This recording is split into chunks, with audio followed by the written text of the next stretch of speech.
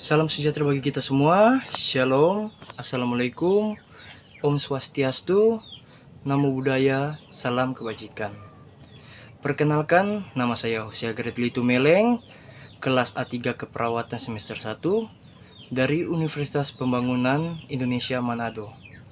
Pada saat ini, saya akan membuat video untuk memenuhi tugas ujian tengah semester mata kuliah Bahasa Indonesia dengan dosen pengampu Jumliyati Lambayang SPD MPD.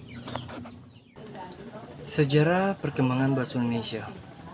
Seperti kita ketahui, bahasa Indonesia adalah bahasa yang digunakan oleh rakyat Indonesia dalam berkomunikasi. Tapi kalian tahu enggak, bahasa Indonesia dulunya dikenal sebagai bahasa Melayu.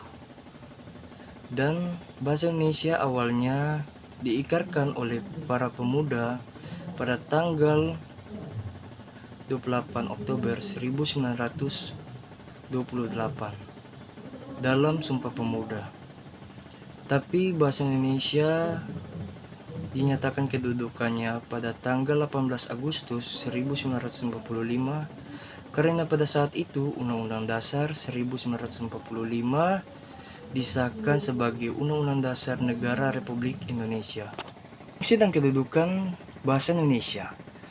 Fungsi bahasa Indonesia yang pertama ada bahasa resmi kenegaraan, yang kedua bahasa pengantar pendidikan, yang ketiga bahasa komunikasi tingkat nasional, keempat bahasa media massa, dan yang terakhir bahasa pengembangan dan pemanfaatan ilmu pengetahuan dan teknologi. Sedangkan kedudukan bahasa Indonesia sebagai bahasa nasional dan bahasa resmi negara. Kedudukan ini tertuang dalam pasal 36 Undang-Undang Dasar 1945.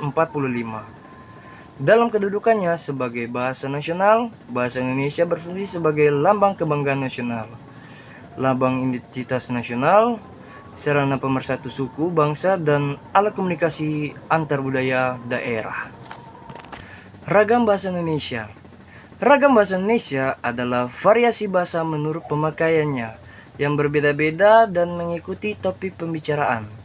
Selain itu, menurut hubungan pembicaraan lawan bicara orang yang dibicarakan sekaligus medium pembicaraannya, seperti yang sudah sempat disinggung pada bahasan sebelumnya. Ragam bahasa Indonesia memiliki fungsi sebagai alat pemersatu semua ragam bahasa yang ada di Indonesia, berfungsi sebagai simbol kebanggaan nasional dan identitas bangsa, serta sebagai pemersatu antar kelompok etnis pengguna bahasa sekaligus alat pemersatu adat dan budaya antar daerah. Apa sih kalimat efektif?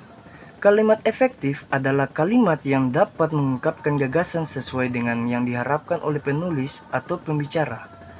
Jenis kalimat ini terdiri dari subjek, predikat, objek, dan keterangan. Biasanya kalimat efektif digunakan dalam sebuah teks ilmiah seperti makalah, laporan penelitian, skripsi, tesis, dan sejenisnya. Buat kawan-kawan sekalian yang masih bingung mau berkuliah di mana, mari gabung dengan kami di Universitas Pembangunan Indonesia Manado. Karena di Universitas Pembangunan Indonesia Manado menyediakan beberapa fakultas. Yang pertama, keperawatan, yang kedua hukum, yang ketiga teknik, yang keempat sastra, yang kelima pertanian, dan yang terakhir sosial dan ilmu politik. Sekian dan terima kasih.